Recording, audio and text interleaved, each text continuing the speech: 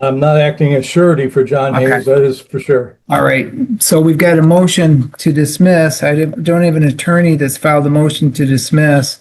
I guess, Mr. Jamal, let's hear that first, I guess. Your Honor, I guess my understanding, you said motion to dismiss. Is that for plaintiff's motion for summary judgment you're referencing? Well, you've got your summary disposition motion that's out, but he's got also, it looks like his motion to dismiss, defendant's motion to dismiss. Order, Mr. Jamal, let's just do your second one, your Citibank versus John Hayes. Yes, and good morning, Joseph Jamal here on behalf of the plaintiff. This is file 2425, and I've got another gentleman here, John Michael, who apparently has filed paperwork. Yes. Mr. John Michael, you've got semicolon Hayes, respondent. First of all, are you an attorney? I am not. Okay. So do you have, you're alleging in, I guess, all these documents that you're somehow a representative for John Hayes. Is that right? That is correct, sir. So how are you, or it says beneficiary, do you have some paperwork giving you some authority to act for John Hayes today? The UCC 1 that was filed. What, no, is there an order, court order? I understand the rules and the statutes and the laws, but do you have anything that says, listen, you've got authority? I have nothing other than the process of the United States Corporation that committed started the trust in my name.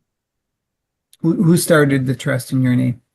The Corporation of the United States of America after its bankruptcy. Oh, you went through a bankruptcy?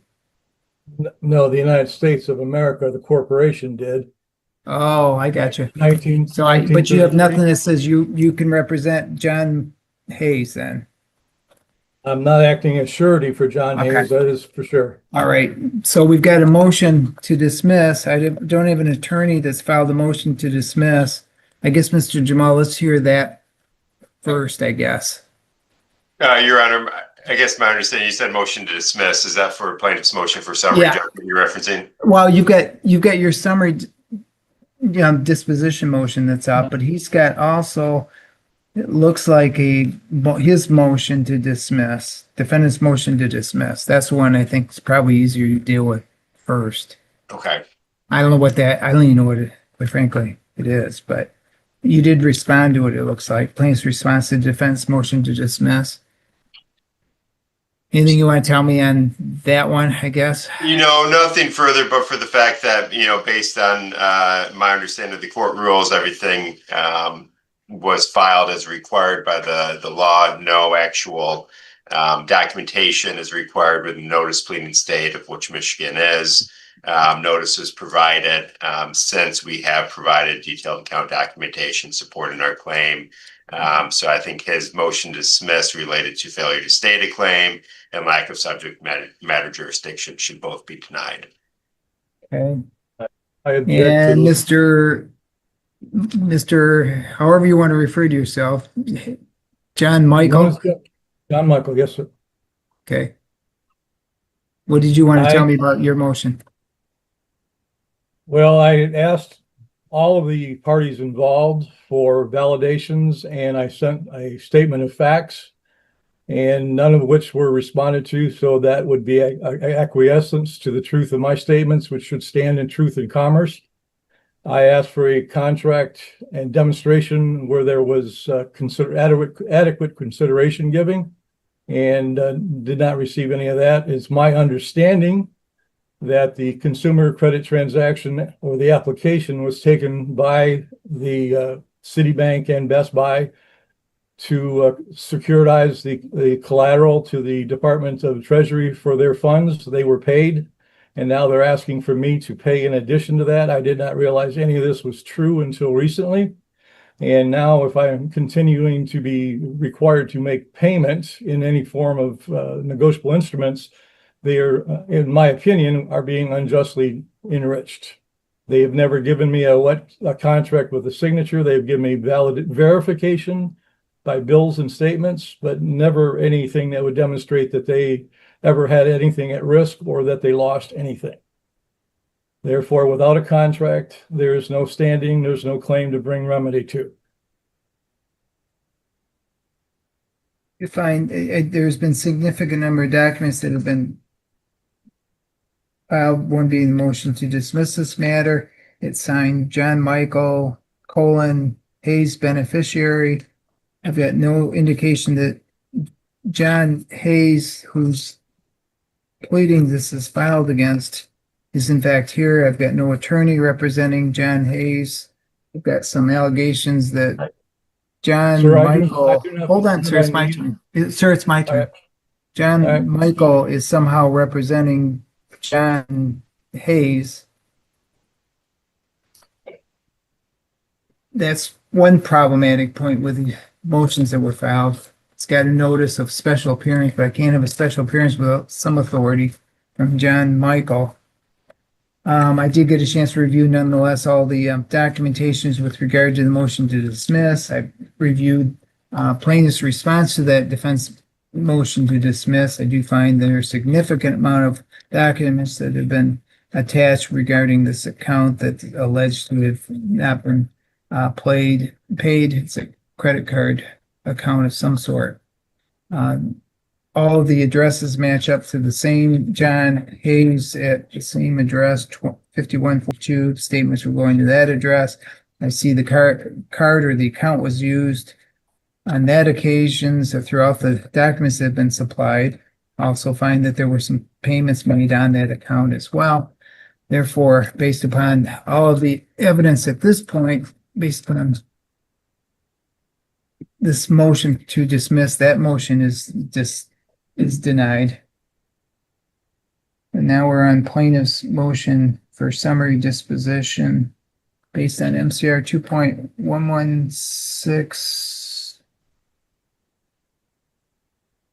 Is it a C9, C10? I guess I gotta look. C9, C10 motion.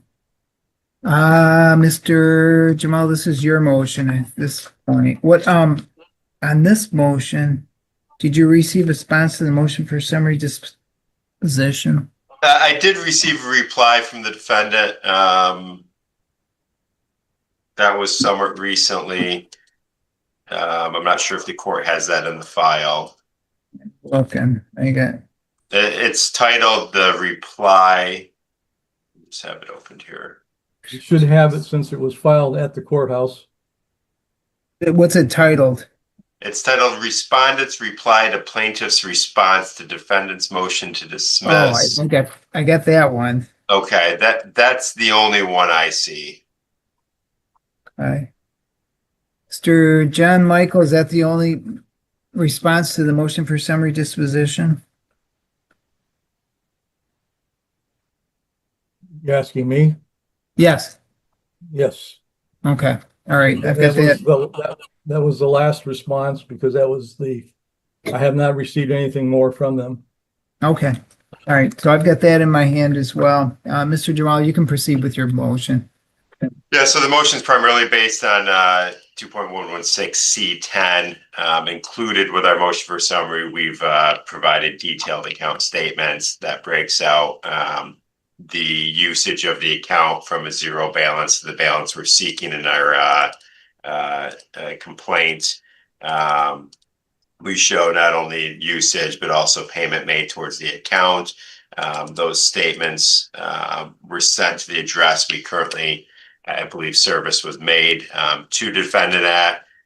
Given those facts, we are seeking a motion for summary be granted in the amount as requested. And I would just indicate too, defendant has referenced seeking a wedding signature, additional contract terms, etc. However, usage of an account constitutes agreement for liability on that account. These statements specifically indicate that this account was sent and used without objection by defendant, and therefore liability should exist. Okay. And the amount, it looks like, just on the, I don't want the court cost, but it looks like the damages for the card, the account itself is $2,349.65. Is that the right amount? That is correct, yes. Yeah. All right.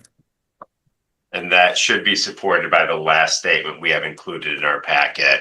Also has a balance of $2,349.65. So let's see that here.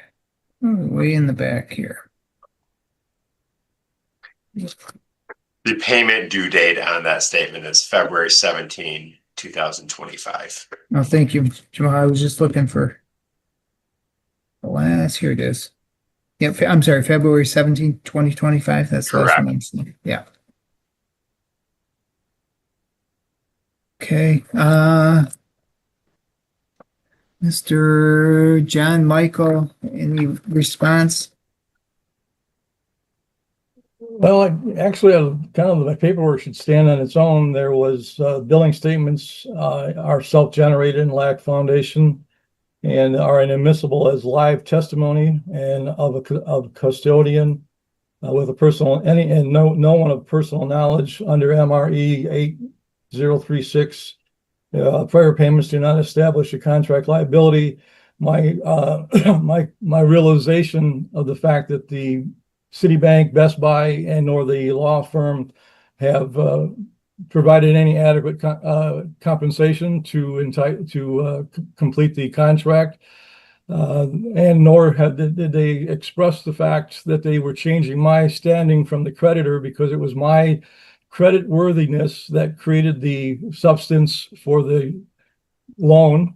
They were paid. That was basically conversion from me from the creditor to the debtor. Under trust law, it converts my standing from the beneficiary to the trustee. And I affirm that there is no standing that they have to file a claim against the living man. And if you're refusing to... Mr. Michael, from what I hear, though, you're acknowledging that this is your account. I am not acknowledging that it is my account. Well, you just said that they used your credit standing to form the basis of the contract originally. Yes, that is true. So how are you not? Therefore, if it was my financing credibility that funded this loan, how do I owe them any money? Sure, I quite understand, Mr. Jamal. I'm not hearing you. The only response I would have, Your Honor, is he does reference admissibility. I think Michigan law is pretty clear that when it comes to a motion for summary, documentation is admissible to the extent that it would be admissible at a trial with proper foundation being laid. Foundation does not need to be laid at the motion for summary stage. There is no need for testimony or additional authentication. So the statements are properly before the court at a motion stage. Okay, I'm just going to take a brief recess off the matter. I'm going to review the statements that have been supplied. No, nope, that's it. We're done. Nope, I'm going to make a decision. Hold on. I'll be right back on. Sir, you told me that already. I'm going to take a brief recess. I'm going to review all the pleadings in its entirety, and I'll come right back on. Okay, we can come back on the record with Citibank versus John Hayes. I've had a chance to review all the pleadings and documents that have been provided by both sides. This matter. This is a motion brought in part by MCR 2.116C10. This motion may be granted where there is no genuine issue of material fact and which would entitle the movement to a judgment as a matter of law. In determining the factual support for this claim, I have reviewed all of the pleadings, affidavits, any depositions, admissions, and other documentary evidence that's been provided today. It should be noted that the non-movement party, that being John Hayes in this matter, does not rest merely on allegations or denial of the pleadings, but also must demonstrate by documentary evidence that there is a genuine issue for trial. I do find after significantly going through all of the documents that have been provided to me today, the consistency of the statements that went out, starting with a new account through Citibank on this account, and this account was, let's see, where is it? Card ending in 8271. John Hayes, you find that this card was used over a significant period of time. There were also payments made over a period of time. The address was sent, all of these documents were sent to, these statements were sent to John Hayes at 5141 Flagler Street, Flint, Michigan, 48532.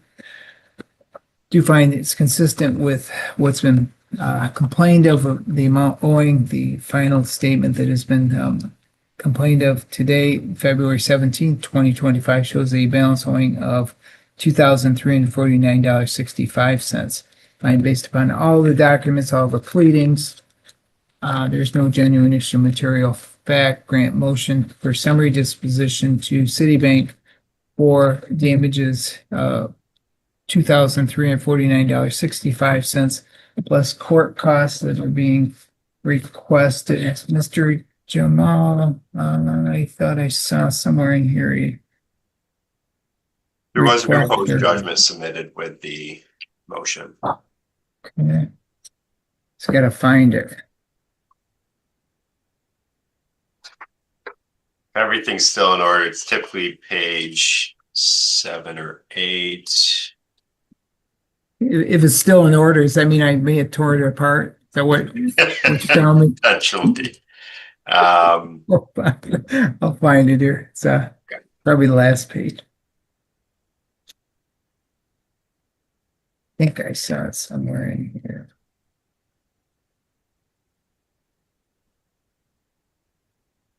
And military affidavit. I got everything here. It's typically right after the military F. Yeah. See, for some reason, we get all these statements that are attached too. As usual, I can find it right off the bat. And analysis ones and I can.